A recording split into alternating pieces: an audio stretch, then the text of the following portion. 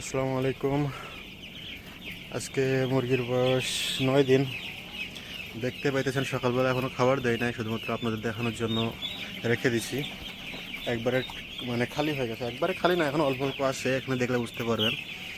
মানে এরকম অল্প অল্প থাকলে ভালো, আর একবারে খালি হয়ে গেলে তখন হবে কি, ওই খাবারের টোঙের ভিতরে মুরগির বাচ্চা ঢুকে যাবে, যেহেতু ওরা এখন ছোটো ছোটো সাইজের। এই যে দেখেন, এখানে একটা মুরগি ঢুকে গেছে, এই যে।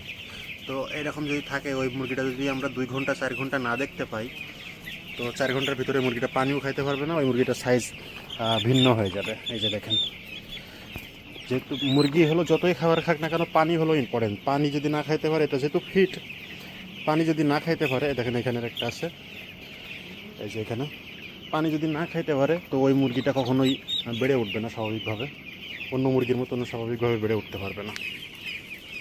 তো যাই হোক, আজকে মুরগির বয়স 9 দিন।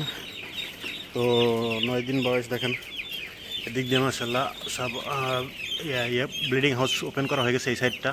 এখন বাকি আছে হলো এই সাইডটা। দেখেন, আমি মাত্র এটা শেষ করলাম, মানে বাড়াই দিলাম জায়গাটা, একটু সাইজ বাড়াই দিলাম। এই যে দেখেন, মাত্র টং নামাইছি, মানে খাবারের টং যেটা, পাত্র, খাবারের পাত্র যেটা, এটা নামাইছি। এখনও এই সাইডে মুরগির বাচ্চা আসে নাই। এই যে আস্তে আস্তে আসতেছে, দেখেন, এই যে আস্তে আস্তে আসতেছে। এই সাইডে এখনও আসে নাই পুরোটা,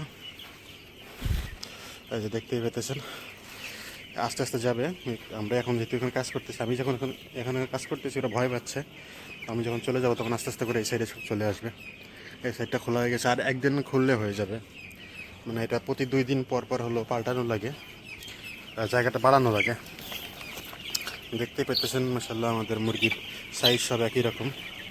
এই যে দেখেন, এখানে আর একটা মুরগি আছে, এই যে যখন এই মুরগিটা ওইভাবে বসে থাকবে 2 ঘন্টা 4 ঘন্টা, তখন ওই মুরগির সাইজটা আর মানে একই রকম থাকবে না, কারণ ও তো পানি খেতে পারতেছে না। মুরগির মেন ইম্পর্টেন্ট হলো পানি। ফিড যদি যেরকম খাবে, পর্যাপ্ত পরিমাণ পানিও খাওয়া লাগবে। যদি পানি না খাইতে পারে, তো ওই মুরগির বাচ্চা কখনোই স্বাভাবিকভাবে বাড়বে না। ওটা খাবার খেলে ওটা খাবারটাই লস হয়ে যাবে। খাবার খেয়ে ওরা পর্যাপ্ত পরিমাণ পানি খেতে হবে। আর যেহেতু এখনও ছোটো বাচ্চা, আর এই খাবারটা প্রচুর পরিমাণে সুগন্ধি আছে, যার কারণে ওরা প্রচুর পরিমাণে খায়। আর ওরা যতই ভালো খাবে, যত দ্রুত খাবে, তত ওরা দ্রুত বাড়িয়ে যাবে। এই যে দেখেন, এখানে আর একটা আছে। আমি এখন খাবার দিব, তো এখানে যেখানে যেখানে টোঙের ভিতরে ঢুকে গেছে, খাবারের পাত্রের ভিতরে ঢুকে গেছে, সব আমি বের করে দিব। এটা 2 ঘন্টা 3 ঘন্টা পর একটা করে চেক দিলে তখন বোঝা যায় যে আসলে ঢুকছে নাকি একটা দুটা।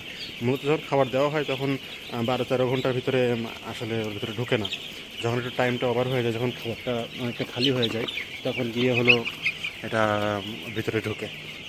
মুরগির ঠান্ডার ওষুধ দিব, ভ্যাকসিনের পরে ঠান্ডার ওষুধ দিতে হয়, না দিলে ঠান্ডা লেগে যায়। একবার ঠান্ডা লেগে গেলে সহজে ছাড়ে না, ওই ঠান্ডাটা ঠিক হয় না।